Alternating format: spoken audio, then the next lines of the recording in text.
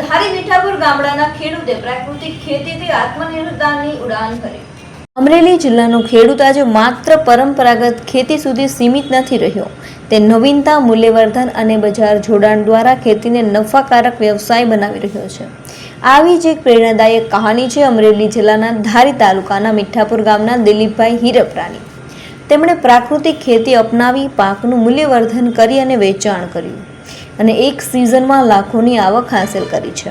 દિલીપભાઈ હિરપરાએ જણાવ્યું કે તેમણે ગ્રેજ્યુએશન સુધી અભ્યાસ કરેલો છે। વર્ષ 2019થી પ્રાકૃતિક ખેતી શરૂ કરી છે। તેમની પાસે 16 વીઘા જમીન છે, જેમાં તેઓ મિશ્ર ખેતી પદ્ધતિને અપનાવે છે।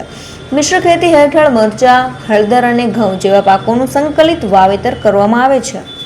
આ પદ્ધતિથી જમીનની ઉર્વરતા જળવાઈ રહે છે, જીવાતનો પ્રભાવ ઘટે છે અને આવકના સ્ત્રોતો વિવિધ બને છે।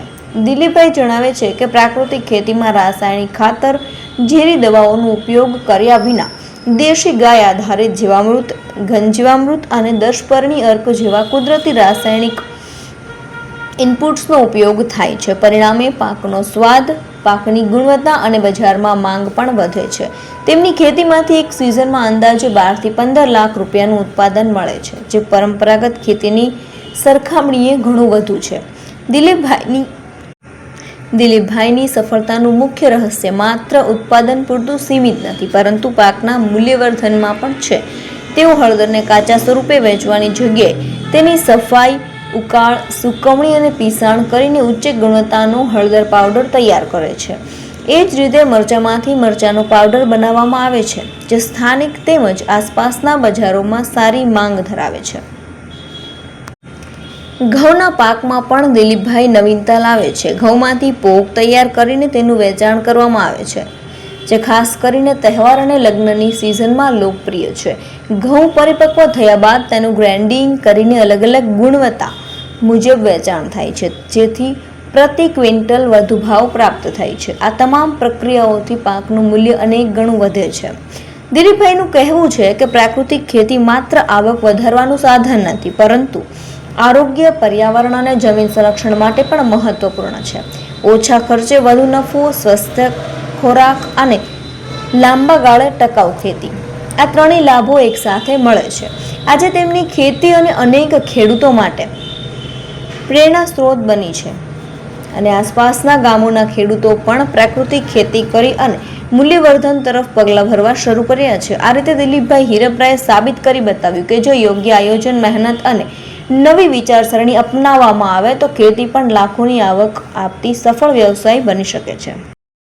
શ્રી ખોડિયાર ગૌ પ્રાકૃતિક ફાર્મ, નામ દિલીપ કાળુભાઈ હિરપરા, ગામ મીઠાપુર નક્કી, તાલુકો ધારી, જિલ્લો અમરેલી।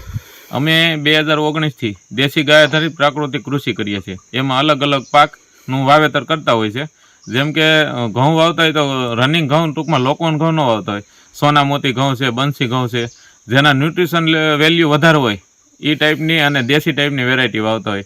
હળદર છે તો હળદરમાં સેલમ હળદર વાવેતર કરીએ કે જેના ન્યુટ્રિશન ટૂંકમાં સારા મળે અને કલર ક્વોલિટી સારી આવે।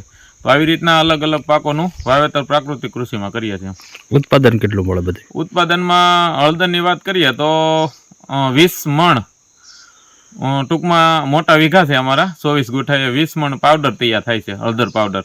એ પણ અમે બાફિયા વિના પત્તી કરીને સૂકવીને પાવડર કરીએ છીએ, કોલ્ડ પ્રોસેસમાં તૈયાર કરીએ। 4.6-7 આસપાસ એના કર્ક્યુમિન આવે છે, એટલે સારા ન્યુટ્રિશન વાળું વેલ્યુ, ટૂંકમાં સારા ન્યુટ્રિશન વાળું તૈયાર થાય। કેટલા વીઘાની હળદર છે અને અન્ય પાક કેટલા વીઘાનો? હળદર અત્યારે 12 વીઘાની છે।